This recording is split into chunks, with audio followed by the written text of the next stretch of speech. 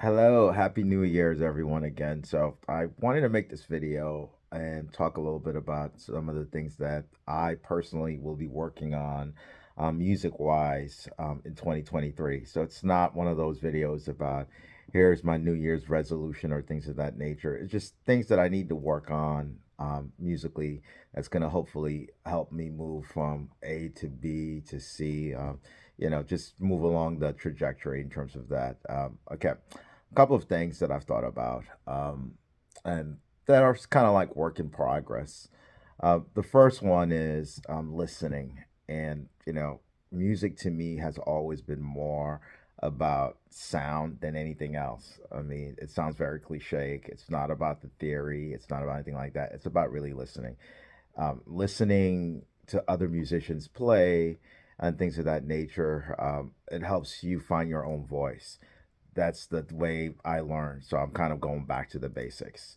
When I first picked up a guitar, it was sounds coming out of Wes Montgomery, Barney Kessel, Tal Farlow, all of those guys.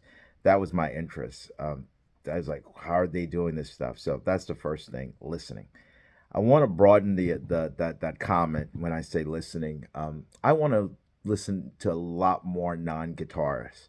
It's funny because it's a guitar channel, but at the same time, I used to kind of poo-poo it when you'd hear a guitar player say, "Well, I'm trying to sound like a piano guy, a piano player, and voice things a certain way." There is some truth in that to kind of get out of that mode of just looking at guitar players. But that means looking at piano players. That means looking at, in my case, I love horn players, I love violinists, cellists, and things of that nature. But really exposing my ears to other types of sounds and trying to either replicate it, steal some lines or things from that nature, just grow. So it's not just listening to, the George Benson's of the world, the Bill Frisell, Julian Lodge. That will continue, but really listening to other instrumentalists to get some ideas going. So that's one thing. So broadening my listening palette. The other thing, so you got listening and improving on that. The other thing I kind of want to work on and go back to the basics is education. When I say this, I'm not a trained musician. I never went to conservatory or studied music formally or things of that nature.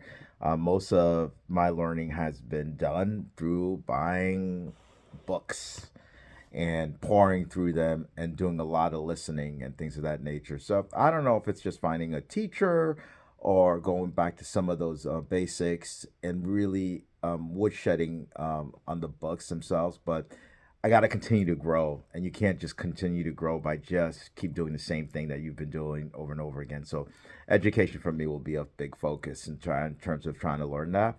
And along those lines, just in terms of the way I'm trying to learn the cello, that's actually increased my knowledge base of music. So you've got listening, you've got the focus on education, and the third one is guitars, the GAS syndrome or the acquisition syndrome. As you guys know, I have a lot of guitars. When people ask me how many guitars I have, I always say not enough.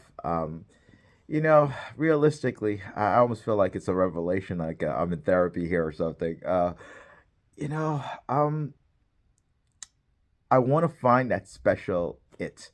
It's almost like you're in therapy for a relationship and you're saying, I want to find that special person and what are the things I need to work on myself.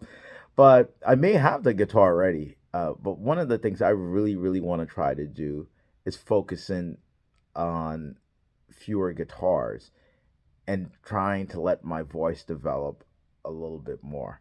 I may have already done that. I don't know. It might be the telly, it might be the arch top, but there is a certain admiration from a lot of classical players. And when I start reading about it, and even jazz players, you look at it, where they have that one or two special instrument, and that's their go-to. This hopping back and forth between guitars. I love it. Guitars are just beautiful. As long as I have the money and the time, I will continue to buy guitars. So I'm not going out on a limb, but I really would, and quite frankly, like to limit the number of guitars. Find that special guitar that's going to define my voice a little bit more.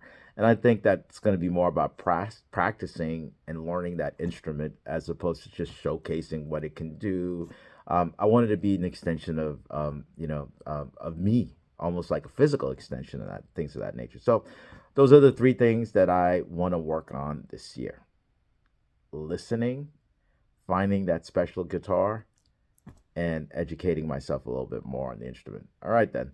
Thank you guys for watching, and practice, practice, practice.